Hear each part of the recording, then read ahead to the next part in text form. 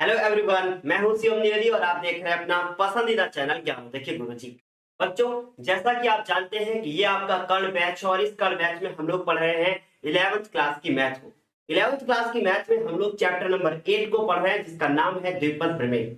इस चैप्टर में अभी तक हम लोग 8.1 एक्सरसाइज को कवर कर चुके हैं, 8.2 एक्सरसाइज के क्वेश्चन नंबर 6 तक कवर कर चुके हैं और आज की इस क्लास में हम बात करेंगे 8.2 एक्सरसाइज के क्वेश्चन नंबर 7 से लेकर एंड ऑफ द एक्सरसाइज तक। तो आप समझ गए होंगे कि इस क्लास में आज मध्य पद के बारे में डिस्कशन होगा।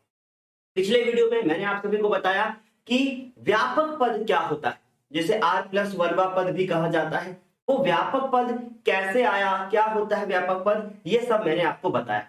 तो पिछले वीडियो से जहां से खत्म किया था उसी के आगे फिर से शुरू करेंगे और आज एक नए टॉपिक को पढ़ेंगे जिसका नाम है मध्य पद। तो द्विपद प्रमेय के जो प्रसार में हमारा मध्य पद आता है, वो मध्य पद कैसे ज्ञात किया जाता है, इसके बारे में बात करते हैं। चलिए शुरू करते हैं। तो सबसे पहले आपने यहाँ पर देखा कुछ भी नहीं लिखा, तो सबसे पहले हम क्या करेंगे, कुछ एक एग्जाम्पल की तरह समझाने की कोशिश करते हैं। बच्चों, मान लीजिए कि आपके पास कोई एक आपके पास क्या लिखा हुआ है, a+b का होल स्क्वायर, ये लिखा हुआ है। तो आप क्या करोगे, आप इसमें देखोगे कि a² प्लस b² और प्लस 2ab। आपने इसमें देखा कि ये हमारा क्या हो गया बच्चों, a² plus b² plus 2ab। या फिर आप चाहो तो आप इसको ऐसे भी लिख सकते हो, a², ठीक है, a² plus 2ab plus b², ये आपका लिखा जाएगा। ठीक है, आपने देखा। इसी तरीके से यदि आप लिखते हैं a+b का होल क्यूब, तो आपका आता है a³ plus 3a² plus 3ab² plus b³। तो इस तरीके से आपने देखा कि जब यहां पे a+b का होल स्क्वायर है, जब यहां पे 2 घात होती है, तो पदों की जो संख्या है वो कितनी हो जा रही है, एक ज्यादा हो जा रही है। अर्थात 1, 2 और 3 पद हुए जा रहे हैं। यहां पर देखिए, जब पदों की संख्या 1, 2, 3, 4 है, तो यहां पे घात कितनी है, 3। इससे एक बात का पता चला कि किसी भी द्विपद प्रमेय के प्रसार में यदि जितनी n की संख्या होगी, पदों की संख्या कितनी होगी, पदों की संख्या कितनी होगी, पदों की संख्या बच्चों जो होगी वो हमारी होगी क्या, एक ज्यादा। तो फॉर एग्जाम्पल मान लीजिए कि यहां से केस हमारा फर्स्ट उत्पन्न हुआ कि यदि हमारा n जो है कोई सम संख्या है, यदि हमारी n क्या है, सम संख्या है, तब पदों की संख्या, तब पदों की जो संख्या होगी बच्चों, जो पदों की संख्या होगी वो n+1 होगी। घुमाना फिराना नहीं है, हमको बिल्कुल सिंपल सा बताना है कि पदों की संख्या क्या होगी, n+1, अर्थात बच्चों विषम होगी। समझ गए होंगे आप कि अगर पदों की संख्या हमारी विषम होगी तो ये हमारी जो n की वैल्यू है वो सम होगी। ये बात क्लियर हो गई। अब हम देखते हैं जरा, n बराबर सम है, इसको देखिए, और मैं आपसे पूछूं कि इसमें बीच वाला पद कौन सा है, तो आपका तुरंत आंसर आएगा कि सर बीच वाला पद तो ये है। बीच वाला पद क्या है, ये है। इसका मतलब 1, 2 और बीच में आ गया ये वाला पद, तो हम इसको कहेंगे मध्य पद। अब मान लीजिए कि इस पद को आपको ज्ञात करना हो तो आप कैसे ज्ञात, सिंपल सी बात है कि अगर आपको ये वाला पद ज्ञात करना हो, अर्थात दूसरा पद निकालना हो, तो आप क्या करोगे, ये वाला जो निकालना हो तो आप क्या करोगे बच्चों, आप जो है n+1, अर्थात जो हमारी विषम जो हमारा पद है वो n+1 है।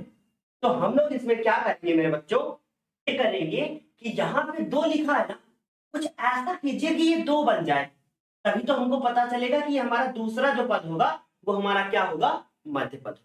तो इसका मतलब n+1 दिया है, इसलिए हमारा जो मध्य पद आएगा, जो हमारा मध्य पद आएगा वो आएगा n+1, ये जो कि दिया है। इसमें हम एक और जोड़ेंगे, 2 से डिवाइड करेंगे वह पद। बताइए क्या ये बात समझ में कि हम इसमें एक और जोड़ेंगे और उसके बाद क्या करेंगे, 2 से डिवाइड करेंगे। अब आपके मन में होगा सर एक जोड़ा क्यों, क्योंकि बच्चों विषम संख्या है और विषम संख्या कोई भी आपने अगर ले ली उसको 2 से डिवाइड करेंगे तो 1.5 मान लीजिए कि आया, 3/2 1.5, तो वो पूर्णतः विभाजित नहीं होगी, इसलिए पहले एक और जोड़ेंगे, 2 से भाग करेंगे। अब इसको थोड़ा सा और हल कर दीजिए, तो ये हो जाएगा n/2 + 1 वापस। इसका मतलब आप बहुत ही अच्छे से समझ गए होंगे कि जब, बहुत ध्यान से सुनना बच्चों, जब आपका ये वाला केस होगा कि जब n बराबर हमारा सम होगा, तब पदों की जो संख्या होगी वो क्या होगी, विषम होगी। तो हमारा जो मध्य पद आएगा वो ये आएगा, जो मध्य पद आएगा वो क्या आएगा, ये वाला आएगा। ठीक है, बात समझ में आ गई अच्छे से। अब मान लो इसी को और अच्छे से समझना हो तो आपके पास लिखा हो कि a + b की पावर 4, और आपसे कहा गया कि इसको ओपन कीजिए, तो आप देखेंगे इसमें 5 पद आएंगे, 1 2 3 4 और 5। आपसे बोला जाएगा कि बताइए कि इसमें मध्य पद कौन सा होगा, वही माध्यिका वाला सिस्टम जो आपने 10th में पढ़ा है, इधर से 2 काटा, इधर से 2 काटा, ये आपका तीसरा जो पद होगा वो क्या हो जाएगा, मध्य हो जाएगा। अब आप इसमें ये 4 जो है यहां रख के देखिए, यहां 4, तो 4/2 कितना आंसर आ जाएगा बच्चों, 2, और 2 में 1 जोड़ेंगे कितना, 3, इसका मतलब तीसरा पद, 3वां पद, और 3वां पद कौन सा है, ये वाला। कुछ क्लियर हो रहा है कि नहीं? तो अगर बहुत सिंपल सा है कि अगर यहाँ पे हमारा सम हुआ तो हमारे पदों की संख्या विषम होगी, तब हमारा जो मध्य पद होगा वो n/2 + 1वां पद। क्लियर? अब हम बात करते हैं कि यदि n की संख्या विषम हुई तब क्या। ठीक है, ध्यान से बच्चों सुनो, अगर n की संख्या हमारी विषम हो जाए तब क्या। अगर n हमारा विषम है तब पदों की संख्या एक ज्यादा होगी, अर्थात n+1 होगी, और n+1 अगर हम निकालेंगे तो कोई भी विषम संख्या है और एक उसमें हम जोड़ेंगे तो वो सम बन जाएगी, तो वो सम बन जाएगी। अब आपसे पूछे कोई कि बताइए 8 पद लिखे, 8 पद मान लीजिए कि x y z + a + b + c + d + e, कितने हैं, 1 2 3 4 5 6 7 8। आपसे कोई बोले कि बीच वाला पद निकालो, क्या करोगे, आप बोलोगे 3 इधर से काटा, 3 इधर से काटा, है ना, या आप मान लीजिए एक इधर एक इधर, एक इधर एक इधर, हम बीच वाला ढूंढ रहे हैं ना, तो एक इधर एक इधर, एक इधर एक इधर, लो बचा ही नहीं कुछ, तो क्या करोगे। इस केस में ये वाला पद और ये वाला पद, ये दोनों पद कहलाएंगे आपके मध्य पद। क्या कहलाएंगे, ये मध्य पद। बात समझ में आ गई, दोनों पद कहेंगे मध्य पद। तो एक सवाल फिर ये उठा कि जब यहां पे सम होगा तब तो एक ही मध्य पद है, लेकिन अगर यहां विषम होगा, मतलब ये विषम होगा, तो पदों की संख्या जो हो जाएगी वो सम हो जाएगी, तब क्या होगा, तब दो मध्य पद आएंगे। तो आपके दिमाग में केवल एक चीज सेट होनी चाहिए, जब n बराबर विषम तो पदों की संख्या 2, और जब n बराबर सम तो पदों की संख्या 1 होगी। क्योंकि बात समझ गया ना, जब n बराबर, ध्यान सुनना, जब n बराबर कितना होगा, 2, ठीक, जब 2 मतलब सम होगी तो हमारा मध्य पद कितना आएगा, 1, मध्य पद कितना होगा, 1, और जब n की संख्या विषम होगी तो पदों की संख्या सम होगी और मध्य पद हमारा कितना हो जाएगा, 2 हो जाएगा। बात क्लियर हो गई। तो अपने दिमाग में केवल एक चीज सेट करना, दो चीजें मत सेट करना, या तो आप n याद कर लो अच्छे से, और या तो n+1 याद कर लो। तो मैं तो कहता हूं आप n याद कर लो कि n विषम तो पद की संख्या मध्य पद हमारे 2 होंगे, जब हमारा n सम तो मध्य पद कितना होगा, अकेला। बात समझ में आएगी। अब हम इनका फॉर्मूला निकालेंगे कि इनका फॉर्मूला क्या, ठीक है। तो डरना नहीं है, मैं बिल्कुल बहुत ही इजिली वे में बच्चों आपको बताता हूं, ठीक है। तब हमारा मध्य पद कौन सा होगा, इसी को देख लो, इसमें ये वाला मध्य पद और ये वाला मध्य पद दोनों हमारे क्या क्या होंगे बच्चों, दोनों हमारे मध्य पद। इस केस में हम क्या करेंगे, क्या तब मध्य पद जो होगा, पहला देखिए n+1, ये हमारा कैसी संख्या बताओ, ये हमारी सम है ना, और हम इसको 2 से डिवाइड कर सकते हैं, ये हमारा आ गया पहला मध्य, सिंपल सी बात है। अब हमें पता है कि अगर ये हमारा सम है और हमने ये पद निकाल लिया है जो कि हमारा क्या है, मध्य पद है, इट मीन्स मानो कि हमारा ये वाला पद आया, अब हमें ये वाला निकालना है तो क्या करना पड़ेगा, एक इसमें फिर से जोड़ना पड़ेगा, इसमें एक फिर से जोड़ना पड़ेगा और हम लिखेंगे तथा n/2 प्लस 1, कैसे लिखा मैंने देख लो, ये ऑलरेडी सम था क्योंकि n+1 सम है ना, और एक और इसमें हम जोड़ देते हैं। इतनी बात आपको क्लियर हो गई है या नहीं हो गई है ना, तथा वापस बताइए आपको समझ में आ गई कि नहीं, इतनी बात समझ में आ गई। एक क्वेश्चन करते हैं, आपको सब क्लियर हो जाएगा, ये आपका क्या हो गया बच्चों, फॉर्मूला।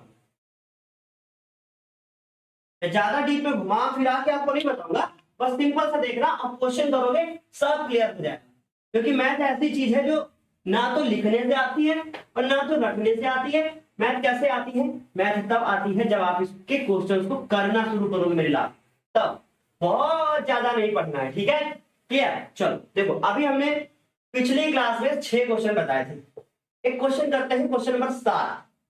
क्या है क्वेश्चन नंबर 7? क्वेश्चन नंबर 7 जो है वो लिखा है कि, बहुत ध्यान से बच्चों सुनना, मैं आपको बताता हूं, स्क्रीन पे दिख गया होगा आपको, 3 माइनस x अपॉन 6 और इसकी पावर जो है 7, इसका क्या निकालना है, मध्य पद निकालना है, इसका मतलब प्रसार का मध्य पद। अब आप समझ गए कि ऊपर है 7 तो पदों की संख्या होगी 8, और जब 8 पद है, 3 उधर से कटे 3 इधर से कटे, बीच में कितने बचे, 2, वही हमारे क्या कहलाएंगे, मध्य पद। बात समझ में ना, पदों की संख्या कितनी है, 7, इसका मतलब दूसरा वाला केस है, विषम है ना ये, और जब ये विषम है तो क्या करोगे, जब ये विषम है तो पदों की संख्या जो होगी वो सम होगी, इसका मतलब जो आपके मध्य पद होंगे वो 2-2। बात समझ में आई। यदि n बराबर सम, तो हमारे n+1 जो होगा, इसका मतलब जो पद होंगे ये घात है और ये पद हैं, ये हमारे विषम, फिर मध्य पद कितना होगा, अकेला। बात समझ में आई। और अगर आपकी जो घात है वो विषम है, तो पदों की जो संख्या है वो सम है, तब मध्य पद क्या होगा, 2 होंगे मध्य, क्योंकि पद हमारे तो सम है ना। समझ में आई बात, डरना नहीं है, बिल्कुल आसानी से बताएंगे मेरे बच्चों, बहुत आसानी से।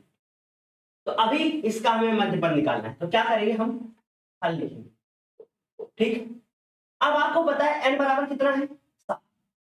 7 कैसी है, विषम संख्या, और जब ये विषम है तो पदों की संख्या, अर्थात हम लिखेंगे मध्य पद, मध्य पद क्या लगाएंगे, n बराबर कैसा है, 7 है, अर्थात कुल पद 7 + 1 ये 8 हो जाएंगे। कुल पद कितने होंगे, 8 है ना, 8 हो गए, 3 इधर कट गए, चौथा पांचवा आएगा अभी देखना, तो मध्य पद होगा जो हमारा, डायरेक्ट हम चौथा पांचवा क्यों लिखे, फॉर्मूला लगाएंगे, n+1/2 वह पद, और n+1/2 + 1, एक जोड़ने से अगला मिलता है वह पद, है ना। तो अभी देखना n की वैल्यू कितनी है, 7 + 1/2,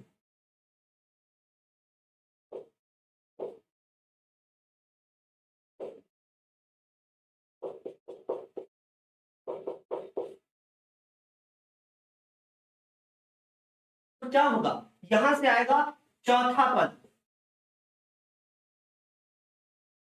व पांचवा पद, कुछ बात समझ में, चौथा पद और पांचवा पद जो होगा वो मध्य पद होगा, क्योंकि 7 + 1/2 4 आएगा, 7 + 1/2 4 और 1 आएगा 5। माध्यिका पढ़ी है ना 10th में, बिल्कुल वही है, समझ में आ रही बात, तो ये समझ में आया।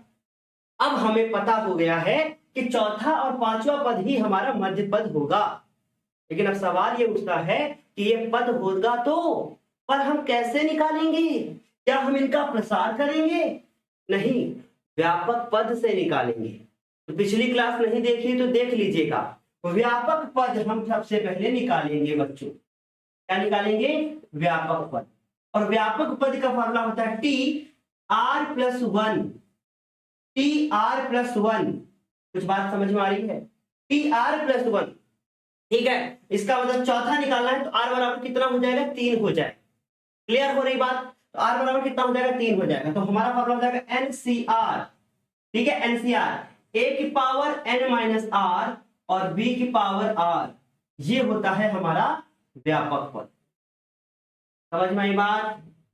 अब हम इसका चौथा निकाल देंगे, पांचवा अपने आप निकाल लो, ठीक है, या पांचवा भी निकाल दो, दिख रहा है यहां तक? हाँ, अब हम लिखेंगे चौथा पद, चौथा पद अर्थात, चौथा पद अर्थात 3 प्लस 1 वहां पर के लिए आर बराबर कितना होगा बच्चों, 3 होगा। देखिए ये कॉन्सेप्ट वाली क्लासेस है, जो आपने नहीं देखी पीछे तो प्रॉब्लम होगी, ठीक। आर बराबर 3, अब आर बराबर हम 3 रखेंगे, एन बराबर हमको 7 पता है, और रखते हुए चले जाएंगे, आपका आंसर आ जाएगा, ठीक है। थोड़ा साफ करूं क्या?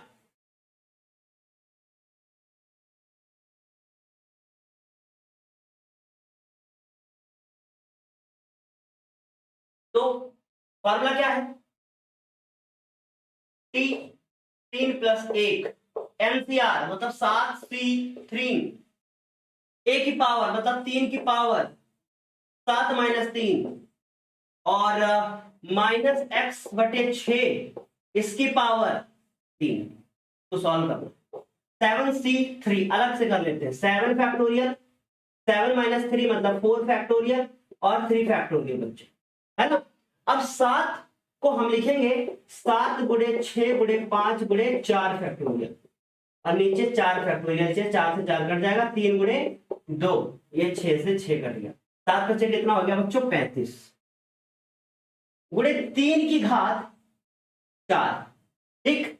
और इधर देखिए ये माइनस एक्स है तो ये हो जाएगा हमारा एक्स क्यूब, और 6 की घात 3, और ये माइनस आगे लग गया बच्चों, ये हो गया 35, और ये हो गया 3 की घात 4 गुणे एक्स की घात 3, और बच्चों 6 की घात 3 है, और हम 6 को लिख सकते हैं, नहीं लिख सकते, 6 की घात कितना है, 3 है, ठीक है, तो वहां लिख सकते हैं 2 की घात 3 गुणे 3 की घात 3, ऐसे हम लिख सकते हैं, ठीक। अब आपको पता है कि ये इससे कट जाएगा और यहाँ 3 अकेला बचेगा, ठीक है, 3 हमारा अकेला बचेगा, तो ये हो जाएगा 35 गुणे 3 और बटे में नीचे हो जाएगा 8 और एक्स क्यूब, तो ये हो जाएगा 35 को 3 से गुणा कर लेंगे, तो 35 गुना 70 105,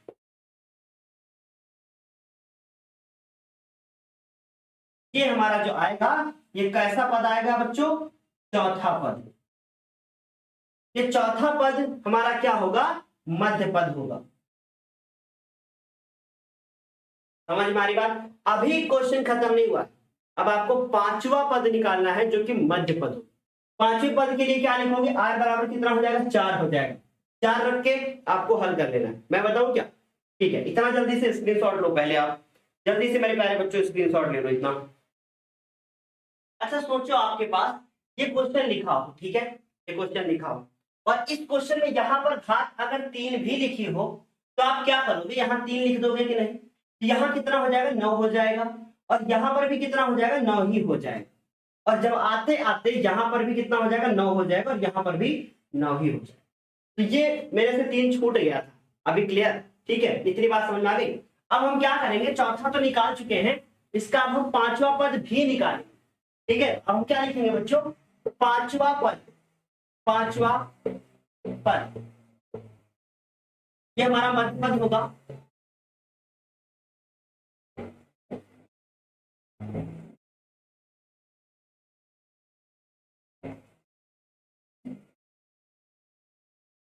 एक मिनट बाहर से बहुत ज्यादा आवाज आ रही है। तो अर्थात क्या लिखेंगे, पांचवा पद अर्थात 4 प्लस 1 वहां पद, ठीक है। तो ये 4 प्लस 1 वहां पद मतलब आर बराबर 4 हो जाएगा। क्लियर हो गई इतनी बात?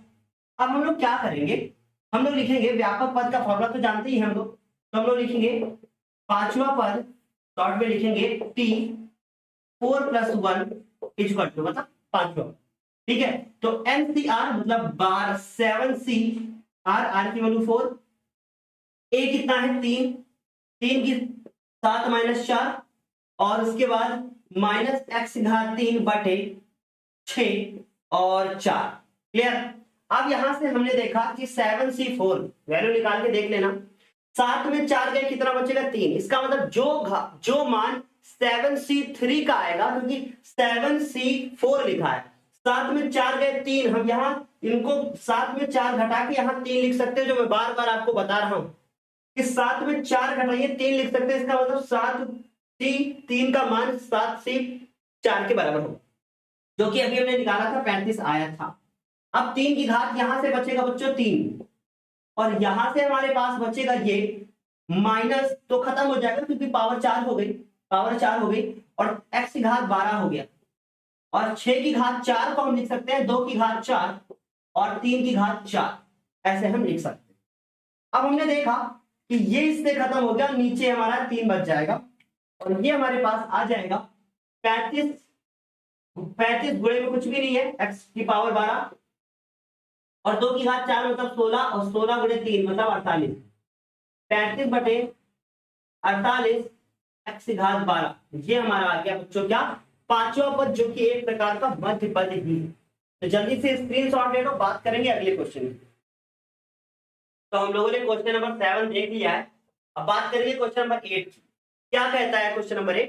क्वेश्चन नंबर 8 जो है वो बच्चों ये है कि x बटे 3 प्लस 9y, ठीक है, इसकी पावर कितनी है 10। अब केवल मैं इसे समझाऊंगा, करना आपको है, ठीक है। अच्छा देखिए n बराबर क्या है 10, ठीक है, n बराबर कितना है बच्चों 10। अगर n बराबर 10 है तो इसका मतलब है कि अर्थात जो पद होंगे, अर्थात जो कुल पद होंगे वो 10 प्लस 1 होंगे। बताइए क्या ये बात समझ में आ रही? 11 पद होंगे ना, 5 इधर से कटे 5 इधर से कटे, बीच से आएगा छठवां पद और वही हमारा मध्य पद हो जाएगा। बात समझ में आई क्या? नहीं आई? अभी मैं बताता हूँ। इतना हो गया, कुल जो पद होंगे वो 11 होंगे। इस केस में जो हमारा मध्य पद होगा, मध्य पद जो होगा वो क्या होगा, n बराबर जो 10 आया है ये हमारा क्या है, एक सम संख्या है।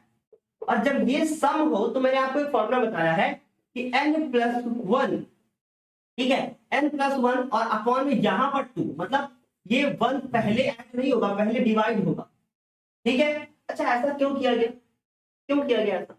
देखिए क्योंकि हमें अभी हमने आपको बताया था कुल पद कितने होंगे 10 प्लस 1, ये हमारे सम नहीं विषम होंगे। अब हम एक जोड़ेंगे इसमें, एक हम जोड़ेंगे इसमें, तब जाके 2 से डिवाइड हो पाएगा ये। बात समझ में आई कि नहीं? तो उसको थोड़ा और सॉल्व कीजिए, ये बन जाएगा। तो इसमें हम लोग वैल्यू पुट करेंगे, ये 10/2 प्लस 1 वह पद हो जाएगा। तो इस तरीके से हमारा जो आंसर आएगा वो आएगा छठवां पद। अच्छा छठवां पद निकालना है तो आर बराबर क्या होगा, 1 कम, क्योंकि छठवां पद का मतलब ही हो गया कि t 5+1 वह पद। बात समझ में आई कि नहीं आई? ये हो जाएगा। फॉर्मूला क्या लगाओगे आप, एनसीआर, n की वैल्यू कितनी है 10c5, a की पावर मतलब x/3, इसकी पावर कितना लिखोगे बच्चों 10 - 5, फिर क्या इंटू, फिर आप लिखोगे 9y और उसकी पावर कितनी 5, क्योंकि r होता है। बात समझ में आ रही? बस इसको हल कर लोगे आपका क्या आ जाएगा, आंसर आ जाएगा।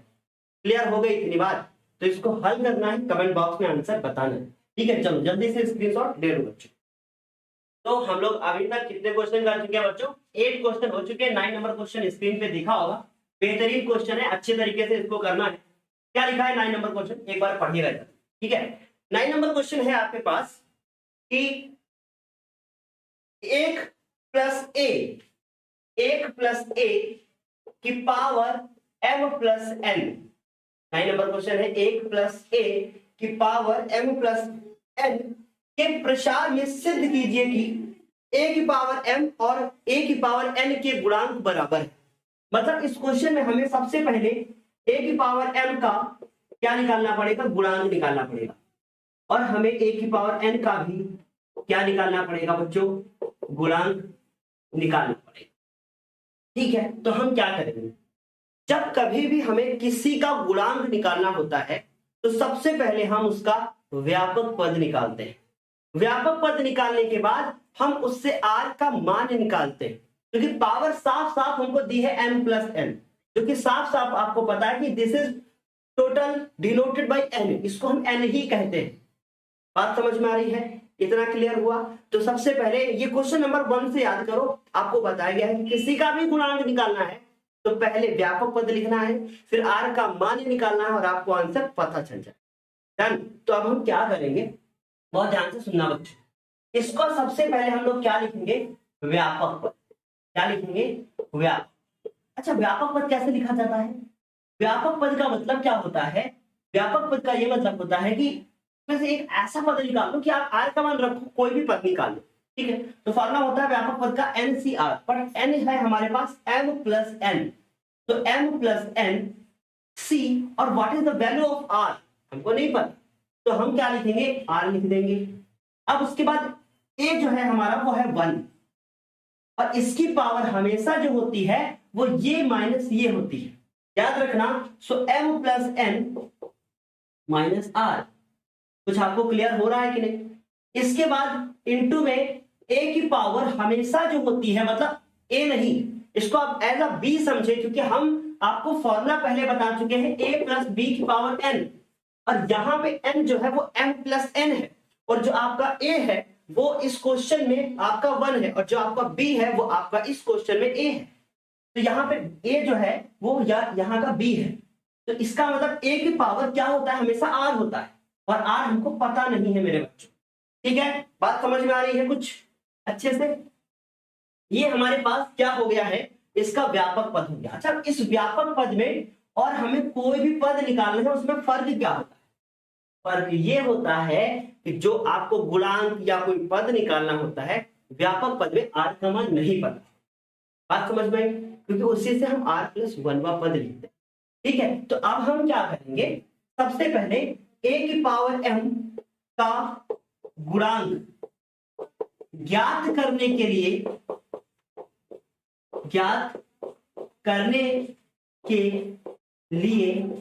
r बराबर हम कुछ रखेंगे। अब क्या रखेंगे, मेरी बात ध्यान से सुनिए।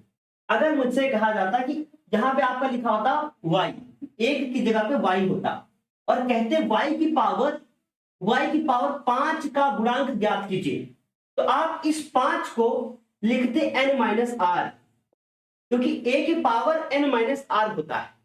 पर इस क्वेश्चन में जो a है, बहुत ध्यान से बच्चों सुनना, ये a है, जो आपका रूल होता है उसमें वो b होता है। ठीक, तो b अगर मान लीजिए इसका गुणांक बोला जाता है, इसकी जो भी पावर होती है वो r ही होती है, चाहे आप देख लीजिए। इसका मतलब a की पावर m का गुणांक ज्ञात करने के लिए r बराबर m रखना है या रखने पर। कुछ क्लियर हुआ? अब r बराबर m हम इसमें रख देंगे। नहीं समझ में आया? फिर से समझो। मैंने कहा कि आपको से कहा गया कि a की पावर m का गुणांक, a क्या है यहां लिखा हुआ है, दूसरा पद है, और दूसरा पद हमारा a है। इसका मतलब a की पावर जितनी भी होती है वो r होती है, और r यहाँ पे है वो m के बराबर है, तो r बराबर m रख दो। इसका मतलब हो जाएगा m प्लस, हमसे कौन सा निकलेगा, ये कोई भी पद निकलेगा, हमको नहीं पता। ठीक है, तो ये m प्लस n, फिर इसके बाद c, और r की जो वैल्यू है वो है m। Then, उसके बाद इसको हल करने की जरूरत नहीं है, a की पावर कुछ भी हो जाए कोई मतलब नहीं, और a की पावर m। लो, साफ साफ पता चल गया कि a की पावर m का जो गुणांक है वो ये है, तो हम लोग लिखेंगे, अतः a की पावर m का जो गुणांक आएगा वो कितना आएगा, m प्लस n c और m। क्या आपको इतना क्लियर हुआ? जल्दी से प्लीज एक बार बताइए। ठीक है, m प्लस n और उसके बाद c और m। डन, ये हमने निकाल लिया। अब हम देखेंगे कि a की पावर n का गुणांक ज्ञात करने के लिए हम लोग क्या रखेंगे, हम लोग रखेंगे r बराबर n।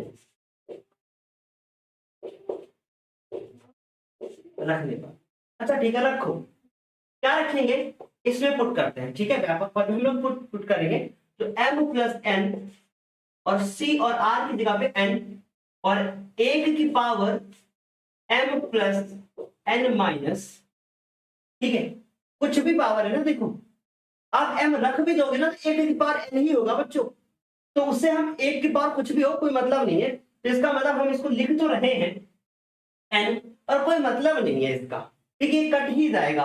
अब चाहो यहां भी रख लो, आप सोचोगे सर यहां नहीं रखा, मैंने उसको गायब भी कर दिया, ठीक, क्लियर हो रहा है। तो इसके बाद फिर ये हमारे पास और क्या होगा, ये वाला टर्म a की पावर n हो जाएगा। अच्छा ठीक है, अब यहां से हम देखेंगे कि अतः a की पावर n का जो गुणांक होगा वो कितना आएगा, वो यहां से a की पावर n बचेगा, ये तो खत्म हो जाएगा, ये गुणांक होगा, इसका मतलब m प्लस n c और n।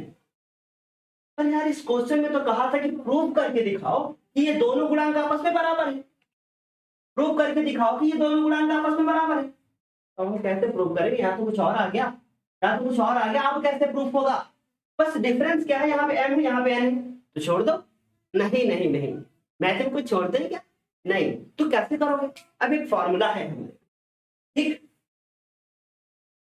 तो स्क्रीनशॉट ले लो जल्दी से। अब हमारे पास एक फॉर्मूला है बच्चों, मैं आपको फॉर्मूला बताऊंगा और आपको पता है, बहुत अच्छे से पता, ठीक है। अब आपको पता है कि अगर हमें 5c3 की वैल्यू निकालनी होती है तो हम 5c 5 माइनस 3 इसका मतलब 5c2 के बराबर हो जाता है, ठीक वैसे ही इसके आगे और हम इक्वल टू का साइन लगाएंगे ऐसे, इसी के नीचे लिखना है और आपको लिखना है कि m प्लस n c और इसकी जो वैल्यू होगी वो होगी m प्लस n और माइनस का n, इस तरीके से हमारे पास आ जाएगा m प्लस n और ये m से n कट जाएगा, m आ जाएगा, तो गुणांक क्या हो गए, बराबर है। हम लोग लिखेंगे, हम कह सकते हैं, हम कह सकते नहीं है, सिद्ध हुआ, ठीक है, सिद्ध हुआ कि a की पावर m हुआ a की पावर n के गुणांक बराबर है, ठीक है। क्या आपको इतना समझ में आया, ये क्वेश्चन क्लियर हुआ, कुछ 7 नंबर 8 नंबर 9 नंबर 3 क्वेश्चन बता चुके हैं, जल्दी से प्लीज स्क्रीनशॉट ले लो, है ना। तो हम लोगों ने आज कौन कौन से क्वेश्चन डिस्कस किए, हम लोगों ने डिस्कशन किया क्वेश्चन नंबर 6 का, नहीं 7 का, क्वेश्चन नंबर 8 का और क्वेश्चन नंबर 9 का, ठीक है। ये एक छोटा सा वीडियो था, इस वीडियो को यहीं पे रोकूंगा क्योंकि सामने जो है रोड का काम चल रहा है, रोड का कंस्ट्रक्शन का काम चल रहा है, तो बार बार जो है गाड़ियां आ जा रही हैं, तो डिस्टर्बेंस हो रहा है, ठीक है। तो इसको यहीं पे समाप्त करेंगे, नेक्स्ट वीडियो जो कि हमारा मंडे को आएगा, संडे छुट्टी रहेगी क्योंकि कल मेरा एक एग्जाम है छोटा सा, तो अभी ये हम लोग यहीं पे खत्म करेंगे ये वीडियो, मंडे को ये चैप्टर पूरा खत्म कर देंगे, देखेंगे कुछ एग्जांपल्स होंगे तो और बता देंगे, क्योंकि अभी ये जो इसके बाद के क्वेश्चन है ना, 3 क्वेश्चन और बचते हैं, वो क्वेश्चन बड़े हैं, ठीक है। तो आज के लिए इतना ही, bye bye, take care, best of you.